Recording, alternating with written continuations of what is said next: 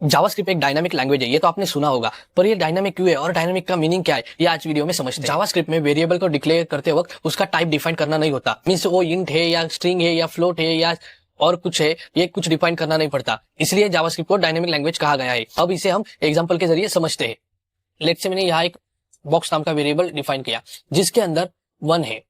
अब मैं क्या करूंगा, उस बॉक्स के वेरिएबल के अंदर सिंपली एक स्ट्रिंग पास करूंगा। मींस हम डिक्लेयर करते वक्त उस पे नंबर पास किया था, अब मैं उसी के नीचे बॉक्स वेरिएबल के अंदर से एक स्ट्रिंग पास करूंगा। अब इसे प्रिंट करके देखते हैं क्या ये एरर थ्रो करता है या प्रिंट करता है। तो सिंपली मैंने यहाँ रन किया तो देखो इसने स्ट्रिंग प्रिंट किया। मींस हमने जब उसे डिक्लेयर किया वेरिएबल को तो सबसे पहले हमने नंबर दिया था, फिर उसके बाद हमने उसे स्ट्रिंग में कन्वर्ट किया। मींस उसके बाद हमने उसके अंदर स्ट्रिंग पास किया तो इसने कोई एरर नहीं दिया। अगर मैं ये स्ट्रिंग को कमेंट आउट भी करता हूं और रन करता हूं तो ये नंबर भी प्रिंट कर देगा। तो इसलिए जावास्क्रिप्ट को डायनामिक लैंग्वेज कहा गया है। अब इस डायनामिक लैंग्वेज को हम फंक्शन में भी यूज करते हैं, तो देखते हैं फंक्शन के एग्जाम्पल के जरिए।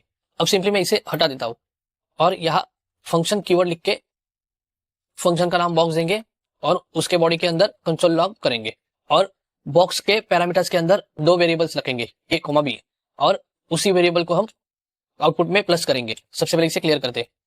अब हम फंक्शन को कॉल करते वक्त हमें यहाँ 2 आर्गुमेंट्स पास करने हैं, क्योंकि हमने बॉक्स नाम के फंक्शन को डिफाइन करते वक्त 2 पैरामीटर्स उसमें दिए हैं, तो इसलिए यहाँ हमें 2 आर्गुमेंट्स पास करने होंगे। बट जावास्क्रिप्ट में ये अलाउ करता है। मींस अभी अदर लैंग्वेज में क्या होता है कि फंक्शन कॉल करते वक्त फंक्शन के अंदर उतने आर्गुमेंट्स देने ही पड़ते हैं, नहीं तो एरर देता है।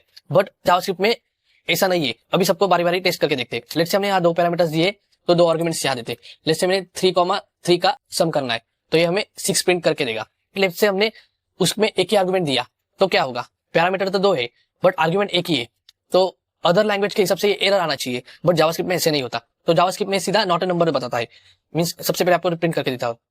देखो इसने नॉट अ नंबर आउटपुट दिया कि उसने मांगा था 2 पैरामीटर्स और हमने सिर्फ आर्गुमेंट में एक ही वैल्यू दी, तो ये जो एक वैल्यू दी वो तो ए ने ले ली, बट बी में कुछ नहीं था तो इसमें अनडिफाइन आ गया, और अनडिफाइन आता है तो नॉट अ नंबर ये आउटपुट में देता है। लेट्स से हमने इसके अंदर एक वैल्यू ना देके कोई भी वैल्यू नहीं दी तो भी ये एरर थ्रो नहीं करेगा।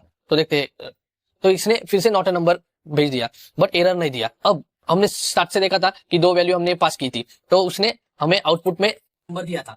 बट अगर क्या होता 2 आर्गुमेंट्स ना देके उससे ज्यादा आर्गुमेंट्स दे दिए, बट हमारा पैरामीटर तो 2 है बट हमारे आर्गुमेंट्स 2 से ज्यादा है, तो ये फिर भी एरर थ्रो नहीं करेगा। तो सबसे पहले आपको रन करके दिखाता हूँ।